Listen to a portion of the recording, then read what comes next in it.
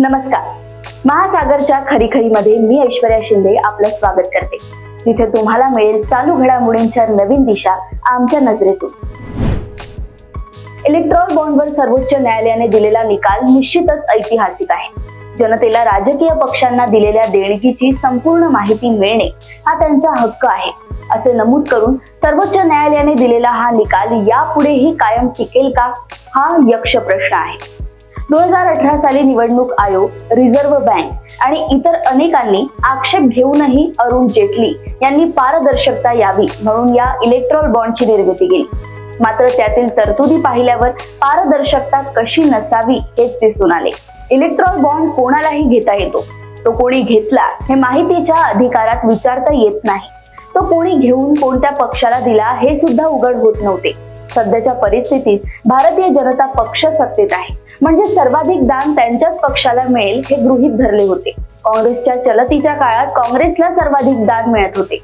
आता भारतीय जनता पक्षाची चलती आहे, तेव्हा या इलेक्ट्रॉल बॉन्डचा 80% हिस्सा भाजपला मिळाला तर नवल वाटण्याचे कारण नाही. या सर्व प्रकरणात ज्यांनी हे बॉन्ड खरेदी केले त्यांची नावे जाहीर न झाल्यामुळे जो संभ्रम होता त्याला लोकशाहीत स्थान नाही असे सर्वोच्च न्यायालयाने म्हटले आहे. आजच्या घडीला जवळपास 17 ते 18,000 कोटी रुपयांचे बॉन्ड विकले गेले आहेत. या बॉन्डचे विवरण जनतेला कळलेच पाहिजे असे सर्वोच्च न्यायालय म्हणते. सध्याच्या घडीला हे बॉन्ड विकण्याचा अधिकार फक्त स्टेट बँक ऑफ इंडियाला होता. तेव्हा स्टेट बँकने 1 महिन्याच्या आत संपूर्ण विवरण निवडणूक आयोगाकडे द्यावे. निवडणूक आयोगाने ते प्रदर्शित करावे असे सर्वोच्च न्यायालयाने आपल्या आदेशात म्हटले आहे. बँकेने आपल्या वेबसाईटवर ते दाखवावे, म्हणजे कोणत्या व्यक्तीने आणि कंपनीने हे बॉन्ड खरेदी केले त्याचा खुलासा होईल. ज्या कोणत्या कंपनीने हे बॉन्ड खरेदी केले असतील त्या कंपनीने धार्मिक कार्यासाठी दिलेली ही देणगी नाही हे प्रत्येकालाच ठाऊक आहे. म्हणजे ज्याने कोणी हे बॉन्ड खरेदी केले त्याचा फायदा मिळणे त्याला अपेक्षित होते. आता हा फायदा किती मिळाला किंवा मिळालाच नाही हे पाहणे जनतेच्या अधिकारात नव्हते.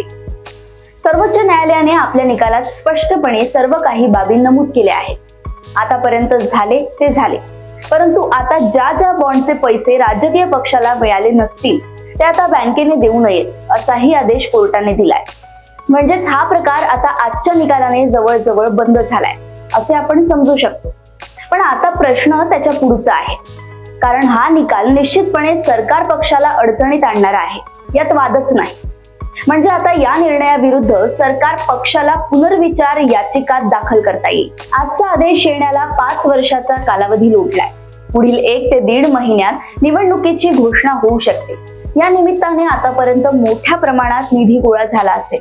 हा निकाल आला आणि आता यापुढे संसदेचे अधिवेशन होऊ शकणार नाही. त्यामुळे सरकारला या आदेशाला स्थगिती देता येणार नाही. सर्वोच्च न्यायालयाच्या आदेशाला फक्त संसदेद्वारेच बदलता येईल.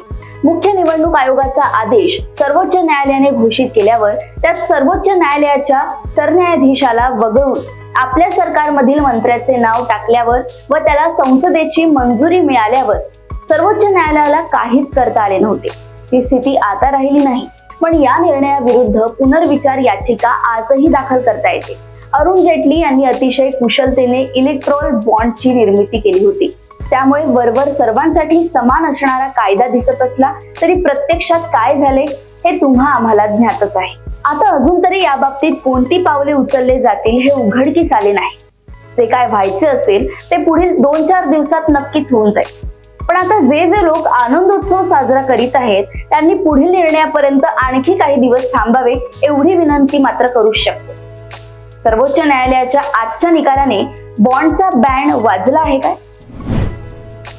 अशाच राजकीय घडामोडी व अपडेट सोबत पुन्हा भेटूया महासागरच्या खरीखरीमध्ये.